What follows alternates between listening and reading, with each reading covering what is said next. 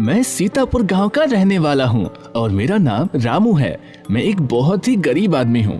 आज सुबह ही मेरी पत्नी ने मुझसे झगड़ा किया और मुझे खरी खोटी सुनाकर घर से निकाल दिया। उसने मुझसे कहा है कि मैं जाकर बहुत सारा धन कमा कर लाऊं।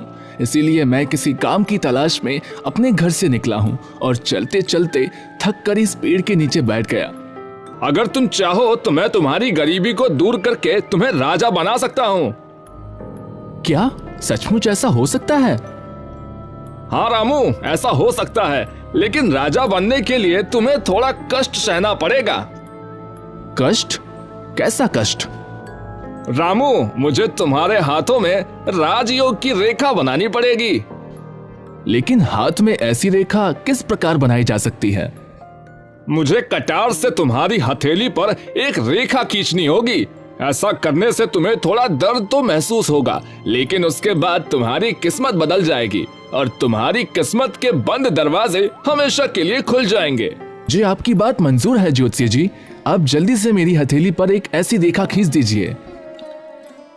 यह सुनकर ज्योतिषी ने अपनी कटार निकाली और रामू के हाथ में एक राजयोग की रेखा बना दी और फिर बोला, रामू, अब तुम यहाँ से जाओ। तुम्हारी किस्मत में राजयोग अब बन चुका है। जल्दी ही तुम किसी देश के राजा जरूर बनोगे। रामू ने ज्योतिषी को प्रणाम किया और वहाँ से चल दिया। उसके जाने के बाद क्यों ना मैं इस मंदिर में शीश झुकाता चलूं। यह सोचकर रामू नजदीक के ही एक मंदिर में चला गया। मंदिर में जाकर उसने भगवान की मूर्ति को प्रणाम किया और कहने लगा, हे प्रभु, मुझ दुखियारी की पुकार सुन लो और मुझे गरीब से राजा बना दो। रामू भगवान की मूर्ति के आगे खड़ा था कि तभी दो सैनिक वहाँ पर आए और उससे कहने लगे, तुम्हें हमारे महामंत्री जी ने बुलाया है। लेकिन क्यों? इस प्रश्न का उत्तर तो महामंत्री जी ही देंगे। वे तुम्हारी प्रतीक्षा कर रहे हैं। अच्छा, तो फिर चलो।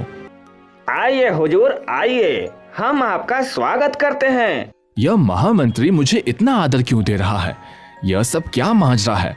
मैं किसी चक्कर में तो नहीं फंसने वाला हूँ। रामू को सोच में पड़े हुए देखकर महामंत्री कहने लगा, हुजूर, आप अपने मन में किसी भी तरह की कोई शंका ना रखें। हम तो आपको एक बहुत ही ऊंचे ओहदे पर बैठाने वाले हैं। ऊंचा ओहदा? वह कौन सा? हाँ हुजूर, आज से आप दौलतपुर राज्य के नए राजा होंगे। राजा? और मैं? यह मैं क्या सुन रहा हूँ? कहीं मैं खुली आंखों से कोई सपना तो नहीं देख रहा? नहीं हुजूर, यह सपना नहीं बल्कि बिल्कुल सच है। आज सुबह की ही बात है। दौलतपुर राज्य में हमारे महाराज दौलत सिंह की मृत्यु हो चुकी है। उनकी कोई औलाद नहीं थी, इसीलिए इस राज्य के रिवाज के अनुसार राजा की मृत्यु के 2 दिन जो भी परदेसी सबसे पहले इस मंदिर में शीश झुकाता है वही राजा बनता है। और आप पहले परदेसी हैं जिसने हमारी इस प्रथा को पूरा किया है, इसलिए आज से आप हमारे राजा हैं। हुजूर, आप किस सोच में डूब गए? सोच विचार छोड़िए और हमारे साथ महल में चलिए। वहाँ पर आपका आज ही राज तिलक किया जाएगा। हाँ हाँ मंत्री जी, चलिए। फिर मंत्री आदर सहित रामू को राजमहल में ले जाता है। वहाँ पर रामू का राज तिलक किया गया। महामंत्री ने सभी को बताया, नगर वासियों, आज से राजा रामेश्वर सिंह हमारे नए राजा हैं। हे भगवान, अब मैं उन्हें कहाँ पर ढूंढूं? सारे गांव वालों से उनके बारे में पूछताछ तो कर चुकी हूँ, पर उनका कोई पता नहीं चल रहा। गांव वालों का कहना है कि उन्हें दोपहर को गांव से बाहर जाते देखा था। हे भगवान, वो कहाँ गए होंगे? वो ठीक तो होंगे ना? मुझे उनकी बहुत चिंता हो रही है। भगवान, जैसे मेरे दिन फिरे हैं वैसे सबके दिन फिरे। अब तो मैं इस राज्य का राजा बनकर यहाँ पर राज करूंगा और अपने गांव कभी वापस नहीं जाऊंगा। कल ही मैं सैनिकों को भेजकर जानकी और बच्चों को भी यहाँ बुलवा लूंगा। वो तीनों मुझे राजा बना हुआ देखकर बहुत खुश हो जाएंगे। अगर जानकी और बच्चों को बुलवा लूंगा तो उन्हें देखकर यहाँ के लोगों को मालूम पड़ जाएगा कि मैं असल में बहुत ही गरीब परिवार से हूँ। नहीं, मैं उन्हें यहाँ पर नहीं बुलवाऊंगा और अपना पता भी उन्हें नहीं दूंगा। जानकी ने मेरे ही घर से मुझे निकाल दिया था और मेरा कितना अपमान किया था। वह मेरी पत्नी बनने के लायक ही नहीं। अब मैं तो राजा बन गया हूँ। अब मैं किसी देश की राजकुमारी से विवाह करूंगा। महामंत्री जी, हम देवपुर के ज्योतिषी चंद्र नारायण को यहाँ पर बुलवाना चाहते हैं। जो आज्ञा महाराज। प्रधानमंत्री ने तुरंत ही एक सैनिक को आदेश दिया कि वह देवपुर के लिए रवाना हो जाए। ज्योतिष चंद्र नारायण को यहाँ पर बुला कर लिया। ज्योतिषी, आपको दौलतपुर के राजा रामेश्वर सिंह ने बुलवाया है। मुझे आदेश दिया है कि मैं आपको अपने साथ लेकर दौलतपुर वापस आऊं। ठीक है, मैं अभी तुम्हारे साथ चलने को तैयार हूँ। अरे रामू, तू? धीरे बोलिए ज्योतिषी जी, अब मैं रामू नहीं बल्कि राजा रामेश्वर सिंह हूँ।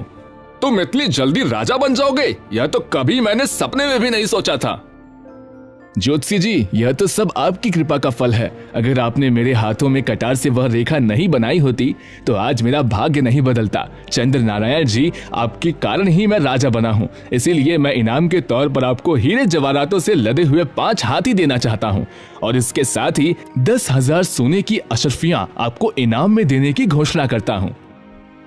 इनाम की बात सुनकर ज्योतिषी बहुत ही खुश हो गया और कहने लगा, धन्यवाद महाराज, मैं आपकी यह भेंट स्वीकार करता हूँ। ज्योतिषी जी, आप समय समय पर हमसे मिलते आते रहिएगा। आपसे मिलकर हमें बहुत खुशी होगी। जैसी आपकी आज्ञा महाराज। अब मैं इस देश का राजा बन गया हूँ, इसीलिए मुझे कोई ऐसा कार्य करना चाहिए जिससे दौलतपुर की सारी प्रजा पर मेरी धाक जम जाए।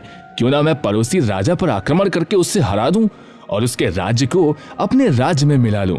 ऐसा करने से मेरा राज्य और भी बड़ा हो जाएगा, लोग मेरी और भी वाहवाही करेंगे। महामंत्री जी, हमारे राज्य का सबसे नजदीकी पड़ोसी राज्य कौन सा है और वहां का राजा कौन है? महाराज, हमारे राज्य की सीमा से लगा हुआ सबसे नजदीक का राज्य विजयपुर है और वहां पर राजा सुदर्शन का राज है।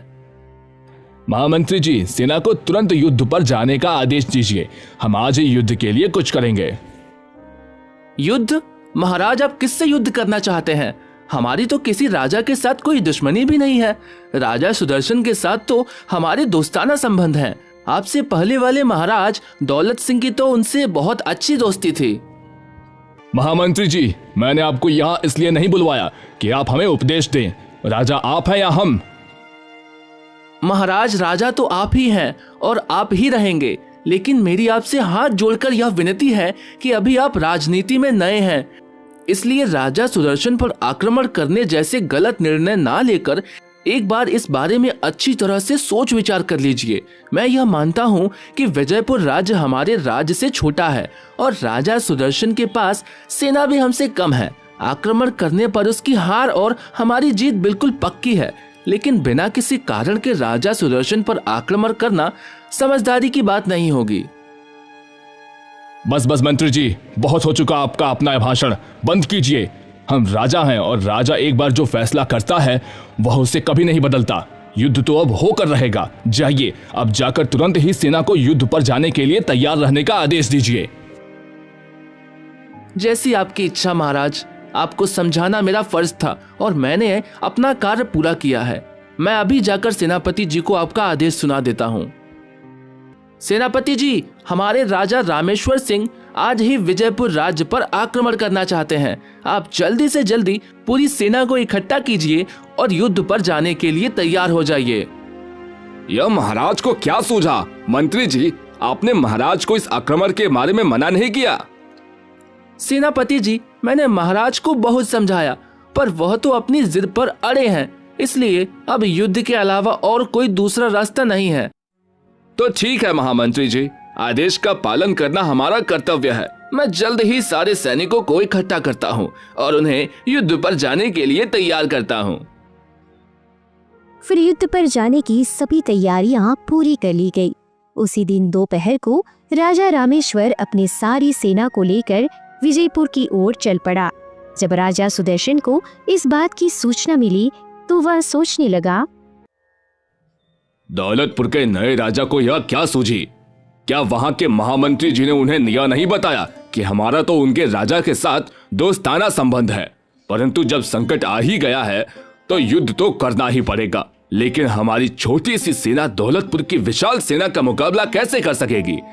खैर, नतीजा तो जो भी हो, हमें तुरंत अपनी सेना को युद्ध के लिए तैयार करना चाहिए। जल्दी ही दौलतपुर और विजयपुर की सेनाएं आमने सामने थी। कुछ ही घंटों में विजयपुर की छोटी सी सेना युद्ध भूमि में हताहत हो चुकी थी। यह देखकर राजा सुदर्शन सोचने लगा। इससे पहले कि मेरी पूरी सेना खत्म हो जाए और दौलतपुर का नया राजा मुझे कैदी बना ले, मुझे उससे पहले ही यहाँ से भाग जाना चाहिए, वरना दौलतपुर का नया राजा मुझे कैद करके मौत के घाट उतार देगा। यह सोचकर राजा सुदर्शन ने अपना घोड़ा युद्ध भूमि से बाहर की ओर मोड़ लिया। जल्दी ही वह रणभूमि से काफी दूर पहुंच चुका था और सोचने लगा, अब मैं यहाँ से कहाँ जाऊं? राजमहल में महारानी और युवराज दोनों अकेले ही रह गए। मुझे यहाँ से अपने गुरु मतंग ऋषि के आश्रम में जाना चाहिए। शायद वह ही मुझे कोई रास्ता दिखाए। वहां पहुंचने के बाद ही मैं महारानी और युवराज को उन्हीं के आश्रम में बुलवा लूंगा। राजा ने अपना घोड़ा उनके आश्रम की तरफ मोड़ दिया। थोड़ी ही देर में वह ऋषि के आश्रम में पहुंच गया और फिर ऋषि से कहने लगा, प्रणाम गुरुदेव। बेटा सुदर्शन, तुम यहाँ पर कैसे और तुम्हारी यह हालत कैसे हुई? गुरुदेव, दौलतपुर के नए राजा ने विजयपुर पर अचानक हमला कर दिया और अपनी सेना को हारते देखकर मैं आपकी शरण में आया हूँ। यह तो बहुत ही बुरा हुआ बेटा। गुरुदेव, मैं राजमहल में अपनी महारानी त्रिशला और युवराज को अकेला छोड़कर आया हूँ। कहीं ऐसा ना हो कि शत्रु उन दोनों को मौत के घाट उतार दे। नहीं बेटा, ऐसा नहीं होगा। मैं अभी अपने किसी शिष्य को विजयपुर महल की तरफ भेजता हूँ और आपके परिवार को यहाँ पर बिल्कुल ठीक ठाक बुलवा लूंगा। तुम बिल्कुल चिंता मत करो। उसी समय मतंग ऋषि ने अपने एक शिष्य को राजा सुदर्शन के घोड़े पर बिठाकर विजयपुर की तरफ रवाना कर दिया। उधर दूसरी तरफ रणभूमि में महामंत्री कहने लगा, महाराज, विजयपुर की सारी सेना अब हार चुकी है। अब आपका क्या आदेश है? महामंत्री जी, राजा सुदर्शन अभी हमारे कब्जे में नहीं आया, इसीलिए उन्हें पकड़ने के लिए जल्द से जल्द राजमहल पर हमला किया जाए। मारकाट मचाते हुए सैनिक उस कमरे में जा पहुँचे जहाँ पर महारानी त्रिशला और युवराज थे। उन दोनों को बंदी बना लिया गया। इन दोनों को गिरफ्तार करके काल कोठरी में डाल दिया जाए। राजा सुदर्शन तो कहीं भागकर छिप गए हैं, लेकिन राजा रामेश्वर ने महारानी त्रिशला और युवराज को कैद कर लिया है। उनकी बातें सुनकर शिष्य सोचने लगा, यह अच्छा नहीं हुआ। मैं तो यहाँ पर महारानी और युवराज को लेने आया था, परंतु उनको तो दुश्मनों ने कैद कर लिया। अब मेरा महल में जाना बिल्कुल बेकार है। मुझे यहीं से वापस लौट जाना चाहिए। गुरुदेव, उसने हमारी रानी और हमारे प्यारे बेटे को कैद कर लिया है। यह उसने अच्छा नहीं किया। हमने किसी का क्या बिगाड़ा था जो हमारे साथ यह अन्याय हुआ। बेटा, तुम धीरज रखो। पाप का घड़ा एक ना एक दिन भरता जरूर है।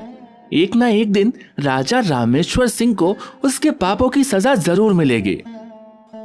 गुरुदेव, हमारा तो सब कुछ लुट गया। अब हम कहाँ पर जाएंगे? बेटा, तुम्हें कहीं जाने की कोई जरूरत नहीं। अब तुम यहीं पर हमारे आश्रम में रहोगे। मैं तुमसे वादा करता हूँ, किसी भी तरह से तुम्हें तुम्हारी रानी और बेटे को वापस दिलवाऊंगा। जैसी आपकी आज्ञा गुरुदेव। विजयपुर के वासियों, आज से विजयपुर राज्य हमारे अधीन रहेगा। आज से इस राज्य पर मेरा ही हुक्म चलेगा। हुजूर, हमारे यहाँ पर रिवाज है कि जब भी इस देश का कोई नया राजा बनता है तो वह सबसे पहले जंगल में शिकार करने के लिए जाता है और इस शिकार पर राजा को बिल्कुल अकेले ही जाना होता है। महामंत्री जी, अगर ऐसी बात थी तो आपने पहले मुझे क्यों नहीं बताया? राजा बनते ही मैं सबसे पहले वही काम करता। महाराज, आपने इस बात को बताने का मौका ही कहाँ दिया? आप तो राजा बनते ही विजयपुर पर हमला करने चल दिए थे। खैर, कोई बात नहीं महामंत्री जी। तब न सही तो हम अब शिकार के लिए जंगल में चले जाते हैं। राजन, मैंने अपने योग बल से यह पता कर लिया है कि तुम्हारा शत्रु राजा रामेश्वर सिंह आज इस वन में शिकार करने के लिए आने वाला है। अच्छा, अब तो मैं उसे जीवित नहीं छोड़ूंगा। मुझे उससे अपनी बर्बादी का बदला लेना है।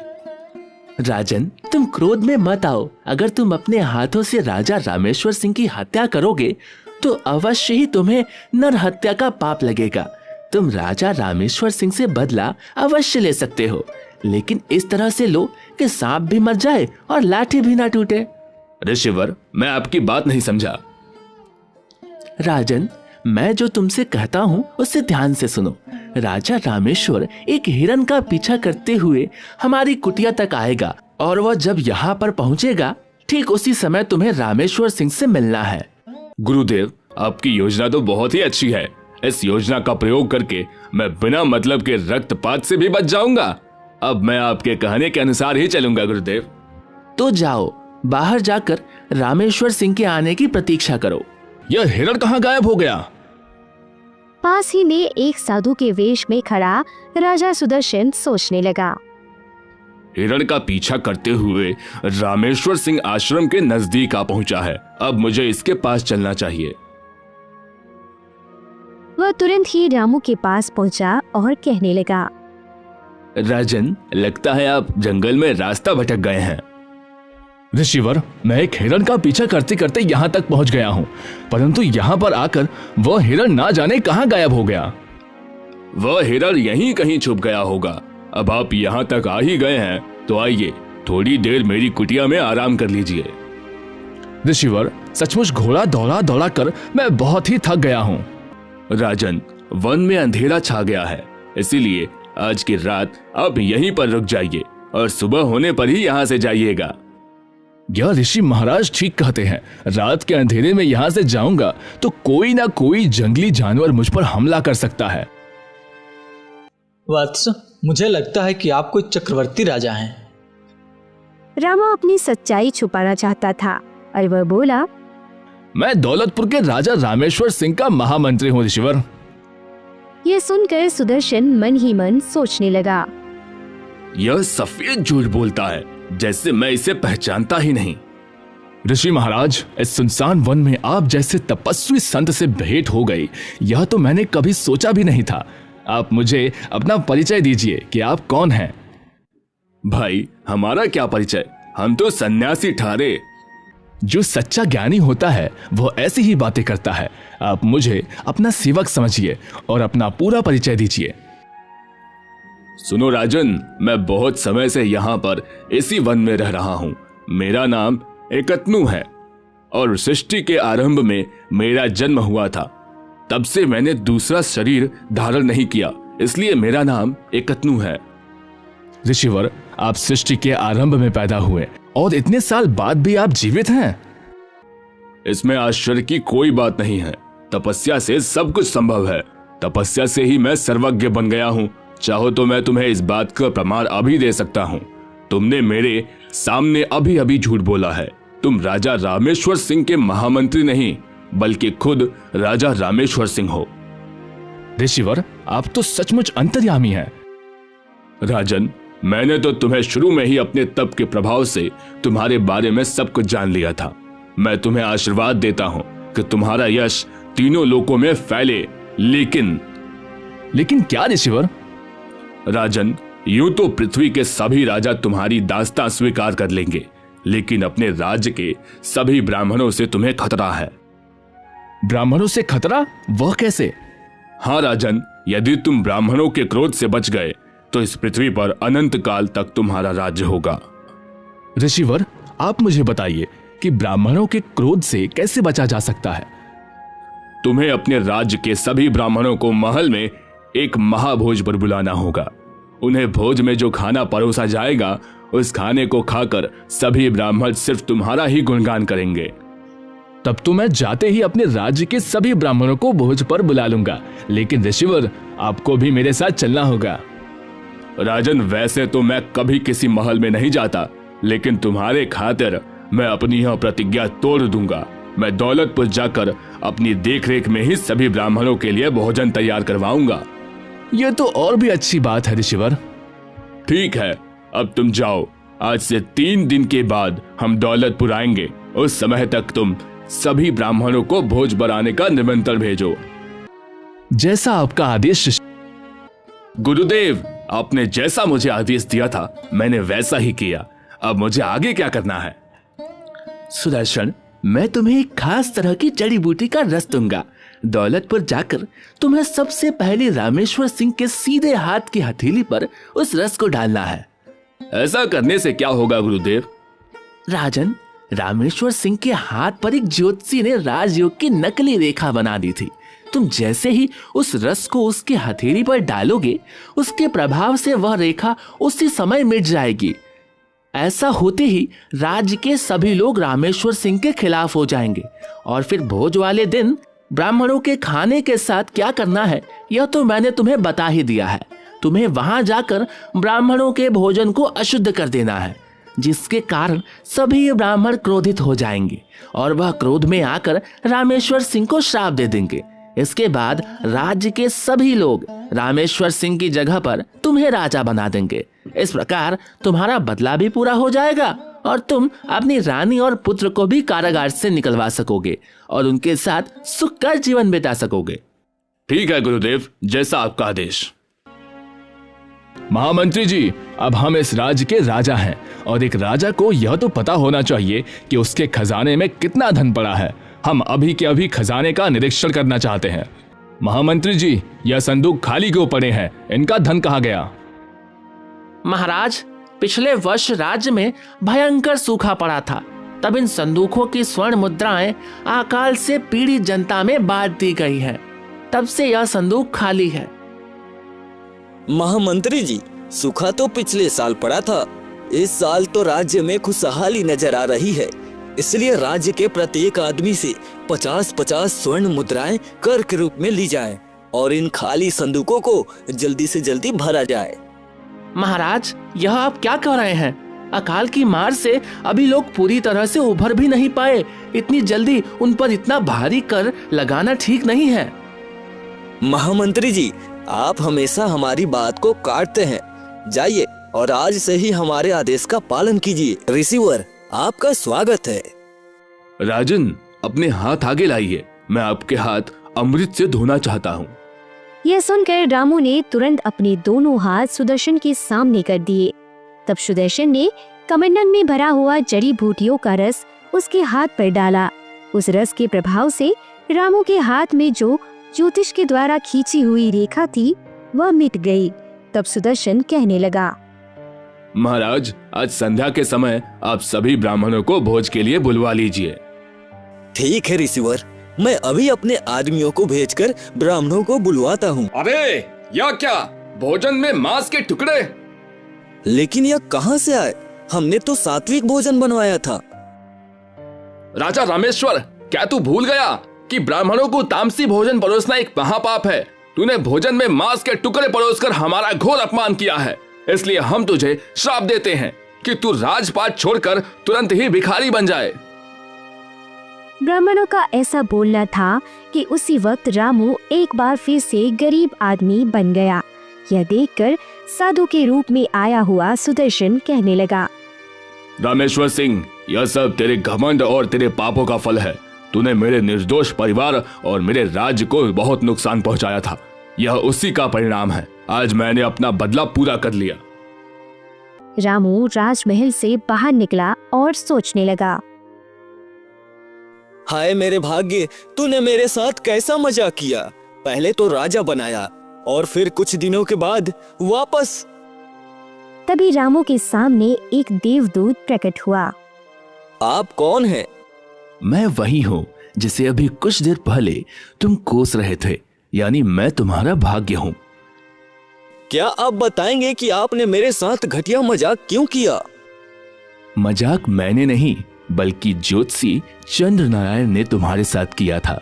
उसने जबरदस्ती एक नकली भाग्य रेखा तुम्हारे हाथ पर बनाई, जिससे तुम राजा बन गए, जबकि तुम्हारे भाग्य का फैसला तो मैं करता हूँ। जब तुम्हारे भाग्य में राजा बनना था ही नहीं, तो भला ज्योतिषी तुम्हारा भाग्य कैसे बदल सकता है? यह सुनकर रामू का चेहरा उतर गया और फिर भाग्य देवता और रामू दोनों देवपुर के ज्योतिष चंद्र नारायण के पास चल पड़े।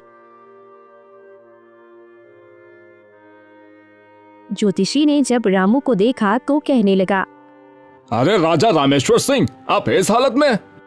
यह सुनकर भाग्य देवता कहने लगा, चंद्र नारायण, तुमने देखा, रामू पूरे 1 महीने तक भी राजा बनकर नहीं रह पाया। लेकिन यह कैसे हुआ? मैंने तो इसके हाथ में राजयोग की रेखा बनाई थी। जिस प्रकार तुमने रेखा बनाई थी उसी प्रकार वह रेखा मिट भी गई। भाग्य देवता, मैंने आपके फैसले को बदलने की कोशिश की, लेकिन मैं असफल रहा। मुझे माफ कर दीजिए। चंद्र नारायण, तुम एक ज्ञानी आदमी हो। याद रहे कि फिर कभी अपनी विद्या का गलत इस्तेमाल मत करना। रामू, अब तुम यहां से अपने घर वापस लौट जाओ। तुम्हारी पत्नी और बच्चे तुम्हारा इंतजार कर रहे हैं। जाओ, मेहनत करो और अपने परिवार का पालन पोषण करो। बस यही तुम्हारे भाग्य में लिखा है।